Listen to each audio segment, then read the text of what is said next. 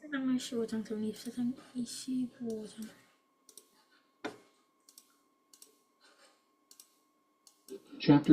Chapter 24. Saying 20.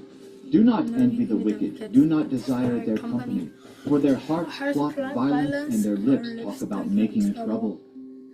Saying 21.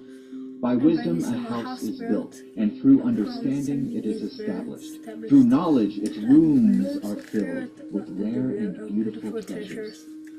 Saying 22.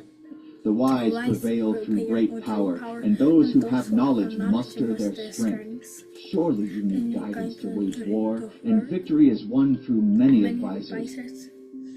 Saying 23. Wisdom is too high for fools. In the assembly at the gate they must not open their mouths. Saying 24. Whoever plots evil will be known as a schemer. The schemes of folly are sin, and people detest a mocker. Saying 25. If you falter in a time of trouble, how small is your strength? Rescue those being led away to death.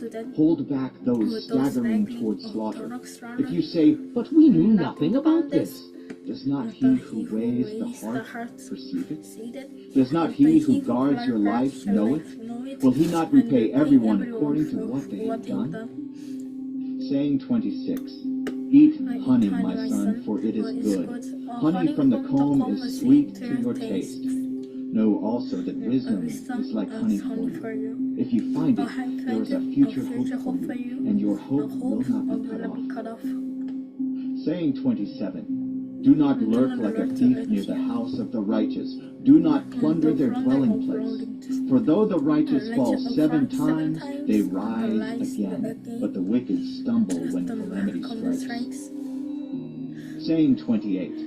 Do not gloat when your enemy falls. When they stumble, do not let your heart rejoice, for the Lord will see and disapprove and turn his wrath away from them.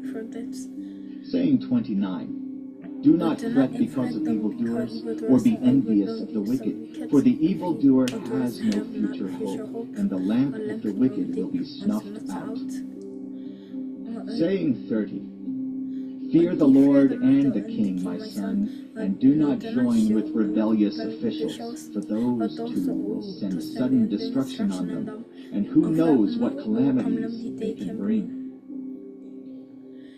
These also are sayings of the wise. To show partiality in judging is not good. Whoever says to the guilty, "You are innocent," will be cursed by peoples and denounced by nations. But it will go well with those who convict the guilty, and rich blessing will come on them. An honest answer is like a kiss on the lips. Put your outdoor work in order, and get your fields ready. After that, build your house. Do not testify against your neighbor without cause. Would you use your lips to mislead? Do not say, I'll do to them as they have done to me. I'll pay them back for what they did. I went past the field of a sluggard, past the vineyard of someone who has no sense. Thorns had come up everywhere, the ground was covered with weeds, and the stone wall was in ruins. I applied my heart to what I observed, and learned a lesson from what I saw. A little sleep, a little slumber, a little folding of the hands to rest, and poverty will come on you like a thief, and scarcity like an armed man. Chapter 25.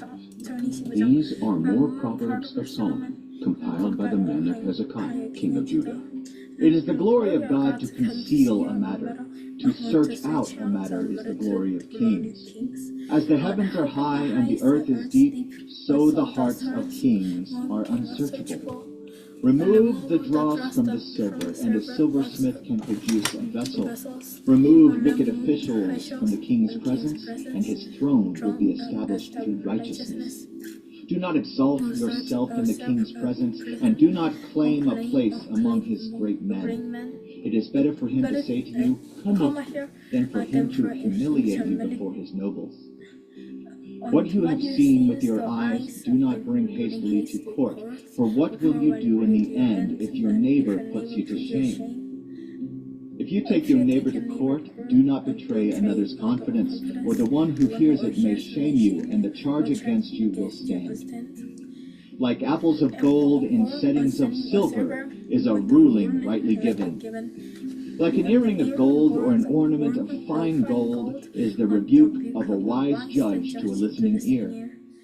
Like a snow-cooled drink at harvest time is a trustworthy messenger to the one who sends him. He refreshes the spirit of his master. Like clouds and wind without rain is one who boasts of gifts never given. Through patience a ruler can be persuaded, and a gentle tongue can break a bone. If you find honey, eat just enough. Too much of it and you will vomit. Seldom set foot in your neighbor's house. Too much of you and they will hate you. Like a club or a sword or a sharp arrow is one who gives false testimony against a neighbor. Like a broken tooth or a lame foot is reliance on the unfaithful in a time of trouble.